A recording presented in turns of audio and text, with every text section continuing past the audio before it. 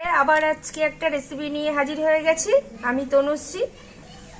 আশা করি তোমরা ভালোই আছো। তোমাদের ভালোবাসায় আমিও ভালো আছি। আমার রেসিপিটা দেখার জন্য সবাইকে জানাই স্বাগত। আজকে রেসিপিটা দেখো কি রেসিপি।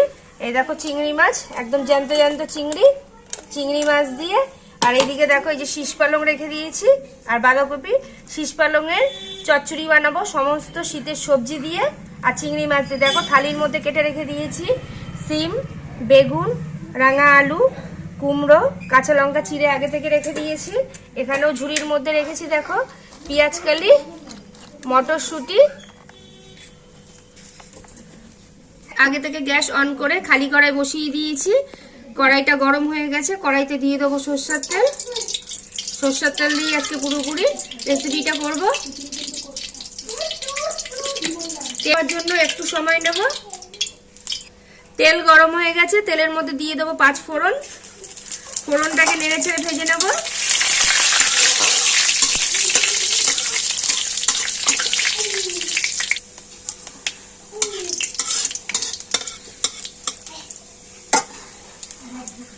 ফোড়নটা ভাজতে ভাজতে দিয়ে দেবো আগে থেকে কাঁচা লঙ্কা ছিঁড়ে রেখেছিলাম, গোটা কাঁচা লঙ্কা।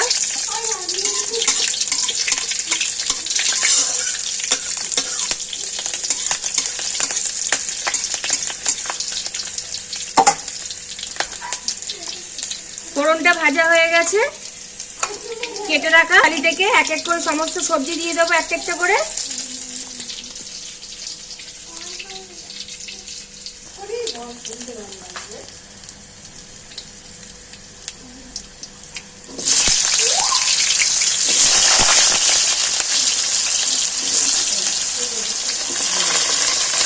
রাঙা আলু, কুমড়ো দিয়ে দিলাম,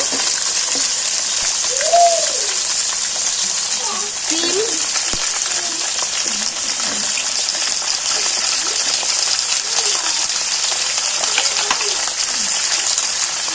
ঝুড়িতে কেটে রেখেছিলাম পেঁয়াজকালি আর মটরশুঁটি।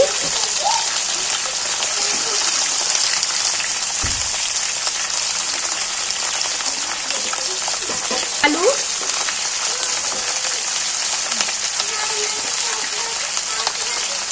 সবজির মধ্যে একটুখানি নুন দিয়ে দেবো।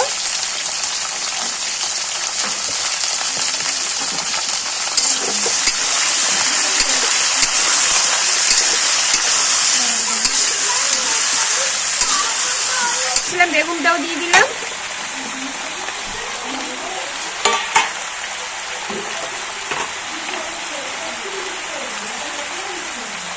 হলুদ দিয়ে দেবো।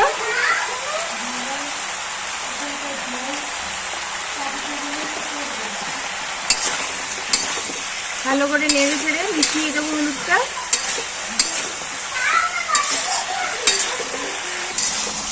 নেড়ে ছেড়ে মিশিয়ে নিলাম হলুদটা দিয়ে। এবার কিছুক্ষণের জন্য একটুখানি আমি ঢেকে দেবো।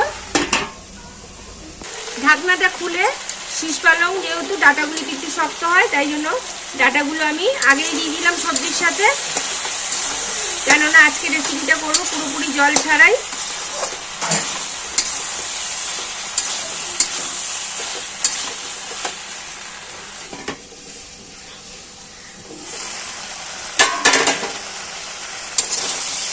ঢাকাটা খুলে মাঝে মাঝে একটু নেড়ে ছেড়ে নেব।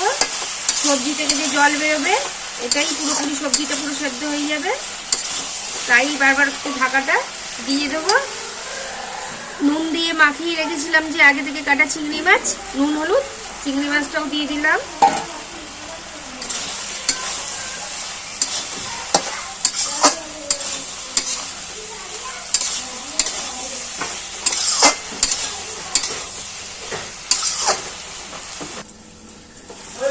ঢাকাটা খুলে দিলাম। সবজি মোটামুটি হয়ে এসছে প্রায়। এবার আমি আগে থেকে যে দেখো শীষ পালং এর শাকটা যেটা পাতা আর বড় বড় করে একটুখানি কপিও কেটেছিলাম, বাঁধাকপি দিয়ে দেবো।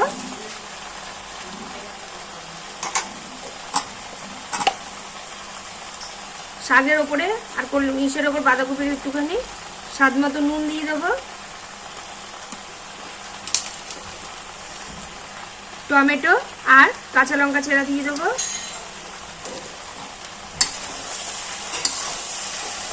নেড়ে চেড়ে মিশিয়ে নেব। নেড়ে চেড়ে ভালো করে মিশিয়ে নিয়েছি। এবার আমি বেশ কিছুক্ষণই ঢাকা দিয়ে রেখে দেবো, গ্যাসটা একটু লো ফ্লেমে করে। বেশ কিছুক্ষণ হয়েছে ঢাকা দিয়ে রেখেছিলাম, ঢাকাটা তুলে দিলাম। দেখো সবজি দিয়ে কত জল বেরিয়েছে, এই জলেই সবজিটা সেদ্ধ হবে।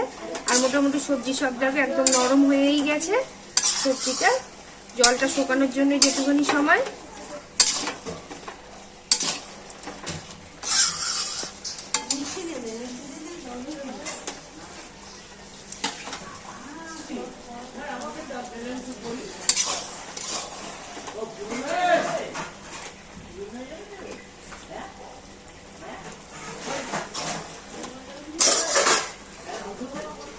ব্যাস, এবার আমি এর মধ্যে চিনি দিয়ে দেবো একটু।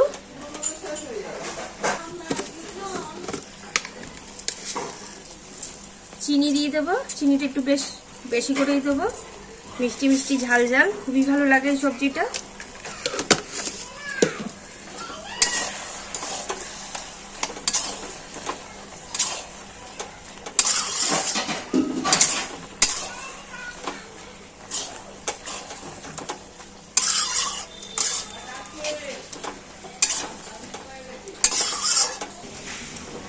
দেখো জলটা একদম শুকিয়ে গেছে, ব্যাস রেডি।